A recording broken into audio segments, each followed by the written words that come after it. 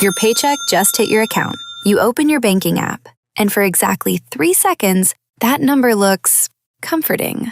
Not rich, just relieved.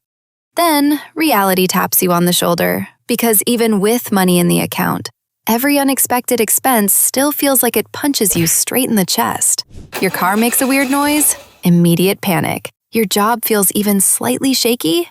Panic. Your credit card balance goes up a few $100s? You don't even open the app anymore. Panic. And here's the part no one talks about. You're doing everything right. You're being responsible. You're trying. You're not reckless, but money still feels like it has you by the throat. If that's you, this video is going to feel uncomfortably accurate, because today, we're talking about the moment everything changes even more, after you hit $20,000. Not $1 million, not 6 figures, not financial freedom, $20,000. And no, this video is not about the number. It's about what happens to your brain when you cross it. Hi, I'm Beth, and if you've ever felt like you're doing the right things with money but still feel unsure about investing, you're exactly who I make these videos for. On this channel, we break down investing and money in plain English. No jargon, no hype. No pressure to get rich, just how investing actually works, so you can make decisions with clarity, confidence, and momentum. Now, here's what most people believe about money. Nothing really changes until you're rich, until you make more, until you earn 6 figures, until you finally have enough. That belief sounds logical. It's also completely wrong. Because according to a 2023 Federal Reserve survey, over 60% of Americans cannot cover a $1,000 emergency without debt. So when someone hits $20,000 in savings, they're not behind. They're not average. They're in a completely different financial category. Not mathematically, psychologically. And that difference controls everything that happens next. But nobody explains this part. Here's the thing most people miss. Money stress isn't really about money. It's about mental bandwidth. When you have less than about $5,000 saved, your brain lives in survival mode. Survival mode sounds like this. What if something goes wrong? I can't mess this up. I need to be careful, always.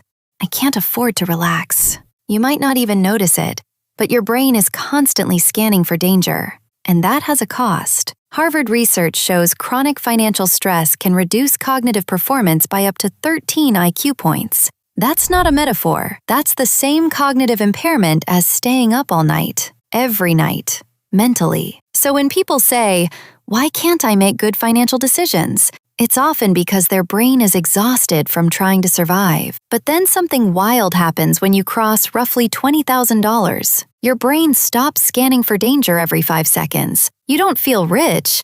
You feel quiet, stable, and stability changes everything.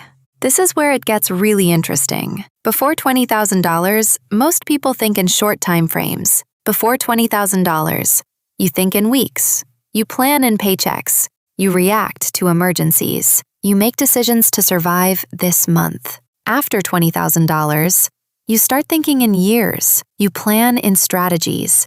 You respond instead of react. You make decisions for future you. Same income, same job, same person, different time horizon. And time horizon is everything. Because when your time horizon expands, your behavior automatically changes. Let me show you what this looks like in real life.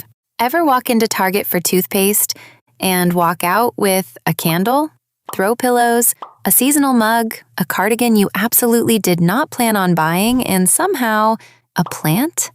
You don't even own a plant personality. That's survival brain spending. Because when money feels tight, your brain chases tiny dopamine wins. It's not about the candle. It's about relief. I worked hard. I deserve this. This isn't that expensive. I'll just make it up later. But after $20,000, something subtle changes. You don't need tiny emotional rewards anymore.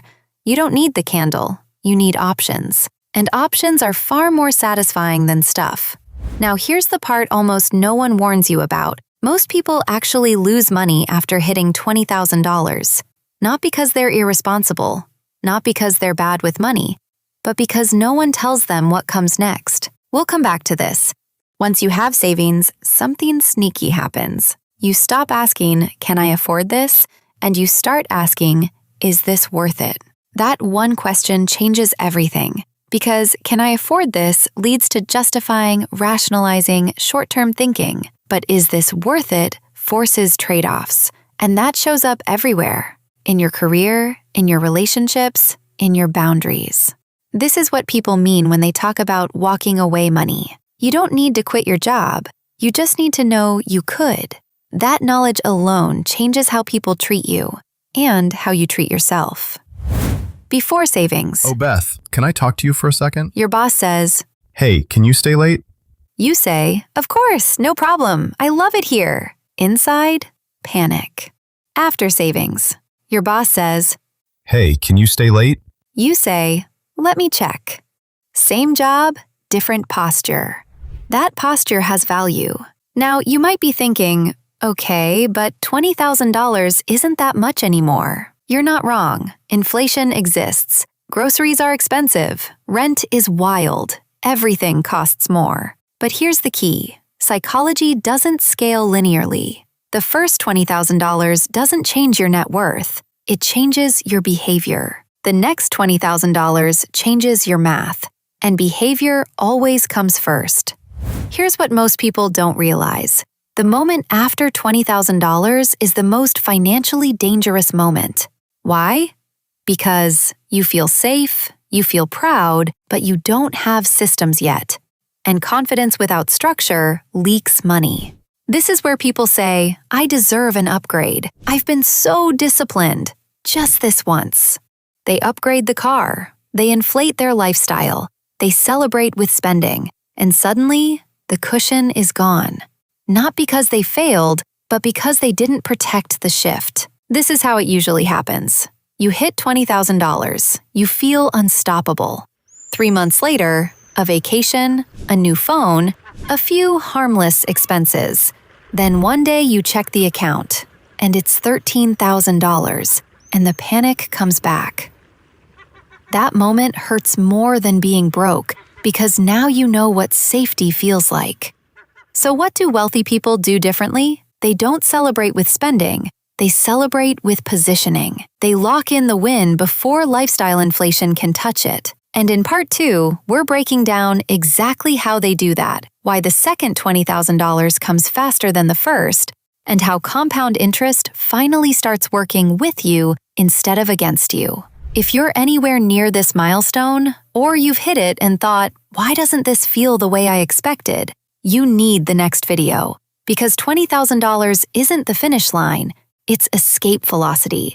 And once you understand how to use it, money stops feeling heavy. Make sure you're subscribed to Beth Builds Wealth, because part 2 is where everything accelerates. See you in the next video.